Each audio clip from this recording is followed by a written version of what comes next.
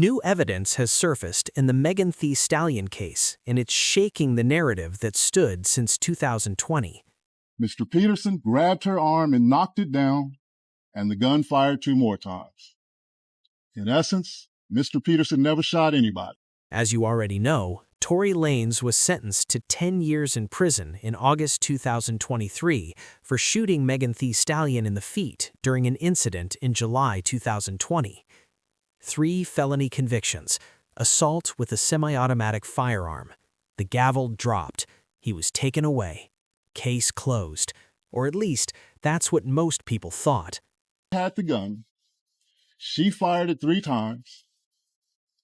Mr. Peterson grabbed her arm and knocked it down, and the gun fired 2 more.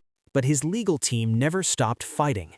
His attorney, Jose Baez, stayed deep in the trenches filing appeals, and as months turned into years, new details began surfacing, information that had never been fully explored during the original trial. And here's where it gets wild. The biggest development didn't even come from Tory's defense team. It came from Megan's own civil defamation lawsuit. In March 2025, Megan filed a lawsuit in Los Angeles Superior Court against blogger Milagro Grams, accusing her of spreading false claims that questioned the shooting and implied Megan fabricated the story for attention. But during the discovery phase of that civil case, over 200 pages of medical records from Cedars-Sinai Medical Center were produced, records dating back to July 2020 that, according to Tory's team, were never fully provided to the defense before the criminal trial.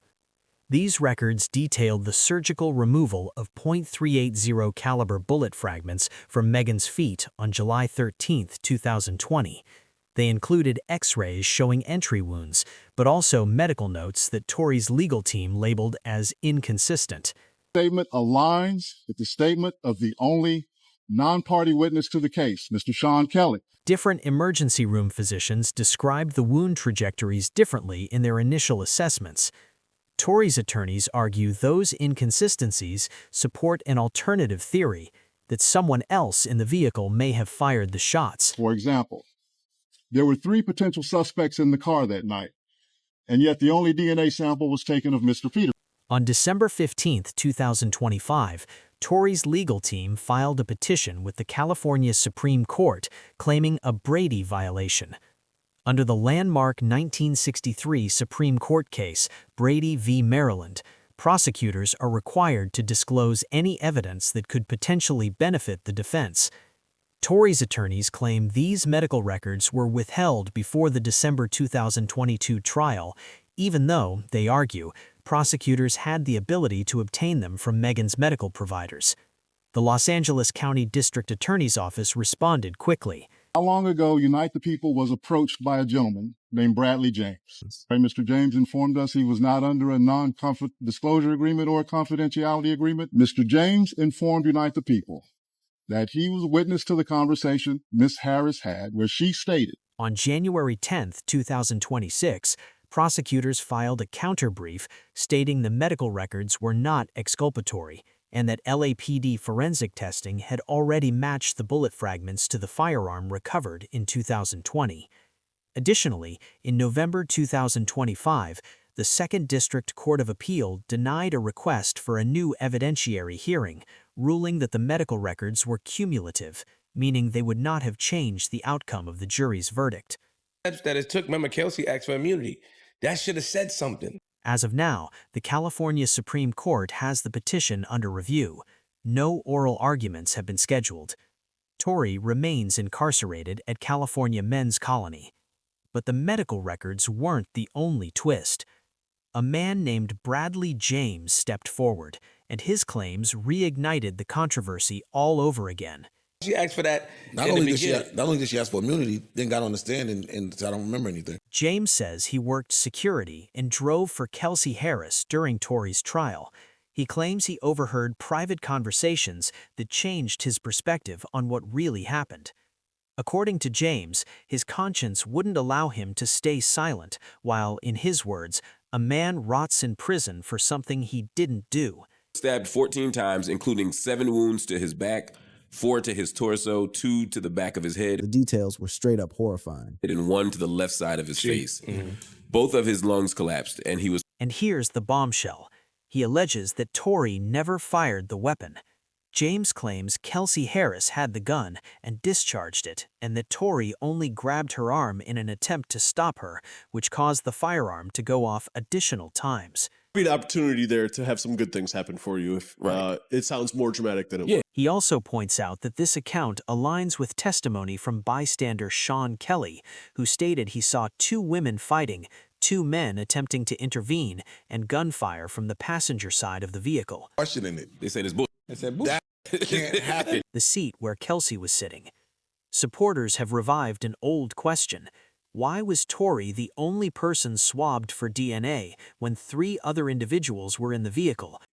Is if you're asking for Tory to be held accountable, and for those people that meant prison, you can't then be cheering that he gets stabbed in. An unknown DNA was reportedly found on the firearm. Now, to be clear, Bradley James's claims remain just that, claims. His statement has not been formally introduced as evidence in court. Tory's legal team has attempted to secure an affidavit from Kelsey Harris to support similar arguments, but nothing has materialized, and appellate courts have previously dismissed concerns about witness credibility as matters of trial strategy, not coercion. Still, for many who have followed this case since 2020, James' allegations reopened the central question that has never fully gone away. Went to prison. What else do you want him to, like, he got 10 years. That should be the end of it. What if Kelsey Harris was the one who fired the gun? And that question brings us to the most complicated figure in this entire saga, Kelsey Harris. The details of the prison stabbing were horrifying. 14 stab wounds, collapsed lungs, emergency surgery. But not everyone was convinced by how the story was told. When reports surfaced claiming both of Tory Lanez's lungs collapsed and that he was placed on a breathing machine, some medical professionals online questioned whether someone could recover that quickly from such severe trauma. Declined to testify during his 2022 trial. Do you regret not taking the stand? I think if I would have taken the stand, the verdict would have definitely been... Speculation spread fast.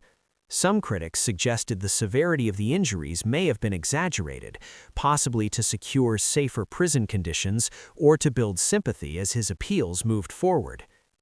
Here's what is confirmed. On May 12, 2025, Tory was airlifted to Kern Medical Center in Bakersfield after being stabbed at California Correctional Institution. He underwent approximately 4 hours of surgery to repair lacerated muscles and a partially collapsed lung. Doctors reportedly administered 200 units of plasma blood. He remained hospitalized for 9 days before being discharged. Recovery was slow. Physical therapy extended into the fall due to mobility issues. I always felt Tory was kind of protecting a little bit Kelsey. The California Department of Corrections and Rehabilitation, CDCR, classified the incident as an inmate-on-inmate assault in a redacted report released June 3, 2025. It always went down that they were fighting for a gun. But what truly ignited outrage was this. A 2023 pre-transfer risk assessment had flagged Tory's celebrity status and noted elevated vulnerability due to the intense media attention surrounding his case. Despite that warning, he was placed in general population. Apparently, you're convicted of shooting her. You answering a question about if you forgive her? After the stabbing, he was transferred 150 miles north to California Men's Colony in San Luis Obispo, where he was placed in a single cell under enhanced supervision, 24/7 camera monitoring, daily mental health evaluations, and limited yard access in a restricted enclosure. I'm going to say this is bugging. What do you mean if you forgive her when we convicted you of shooting? In June 2025, his attorney, Jose Baez, filed a $500,000 negligence claim against CDCR, citing internal emails from April 2025, in which a prison counselor allegedly warned of potential threats from Los Angeles-based inmates. According to the filing, those warnings were overridden due to budget limitations in segregation units. Gavin Newsom is not going to pardon Tory Lanez. Why? As of February 2026, the civil case remains in discovery. CDCR is attempting to dismiss it under sovereign immunity protections. The stabbing also delayed Tory's appeal timeline by 3 months due to medical recovery, quarantine procedures, and restricted legal visits. But beyond the legal consequences, the incident shifted public perception. In a December 2025 interview with NBC News, his first broadcast appearance since incarceration, Tory described his scars as a reminder of the system's indifference.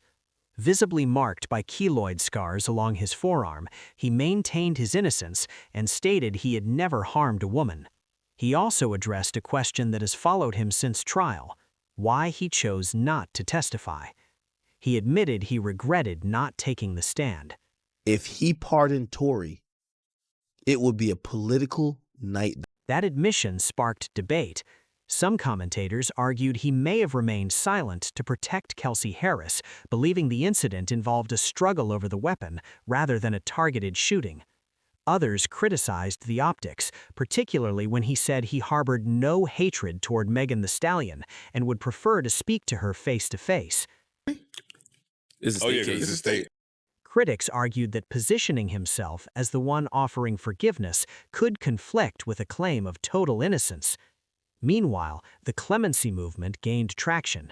In May 2025, U.S. Representative Anna Paulina Luna sent a formal clemency recommendation to California Governor Gavin Newsom, co-signed by 5 additional House members, including Matt Gaetz. I'm pretty sure Jay-Z had nothing to do with that, my guy. Like, Jay-Z was at home when Megan got shot in the foot. But Megan is under Roc Nation. The letter cited concerns over Kelsey Harris's inconsistent testimony, the late-produced medical records, and alleged procedural flaws. It framed the conviction as emblematic of broader systemic issues affecting young black men in entertainment. Governor Newsom's office acknowledged receipt of the letter and referred it to the Board of Parole hearings. On July 12, 2025, Megan's attorney, Alex Spiro, filed a formal opposition, reaffirming Megan's testimony and emphasizing the emotional toll of repeated legal battles. As of February 2026, no clemency hearing has been scheduled. A Change.org petition surpassed 250,000 signatures. Supporters gathered outside the California state capitol. But historically, firearm-related commutations in California are rare without an appellate court overturning the conviction. Then came the conspiracy theories. Online platforms lit up with claims involving Jay-Z and Roc Nation, the management company that has represented Megan since 2019. Some alleged conflicts of interest involving Tory's former attorney. Others claimed jury manipulation, judicial corruption, even prison orchestration. In February 2026, viral posts attributed to DJ Vlad made sweeping allegations of bribery, none substantiated by evidence. Many pushed back. Being managed by Roc Nation does not equate to orchestrating a criminal conviction, and crucially, none of these conspiracy claims have been validated in court. For all the noise surrounding new testimony, medical records, and political letters, the forensic foundation of the case remains intact. The firearm recovered from the SUV floorboard on July 12, 2020, a black Taurus PT 738 TCP, was entered into evidence. Forensic analysis indicated gunshot residue on Tory's hands exceeding the threshold typically associated with recent discharge. Both Megan and Kelsey tested negative for gunshot residue, according to official court records. Ballistics testing linked 4 discharged casings to that firearm. Fragments removed from Megan's feet were consistent with low-velocity rounds fired from close range. Chain of custody records spanned 5 years and over 1,200 documented entries. Appellate courts reviewed and upheld the evidentiary integrity. Despite debates over interpretation, no court has found reversible error. And while legal arguments continue, life moves forward. Megan Thee Stallion, now 31, continued her career with major releases in public appearances. Tory, now 33, continued recording music from prison, releasing multiple EPs between 2023 and 2025. The appeals remain pending. The Clemency file remains open. The public remains divided. But as of today, the conviction stands.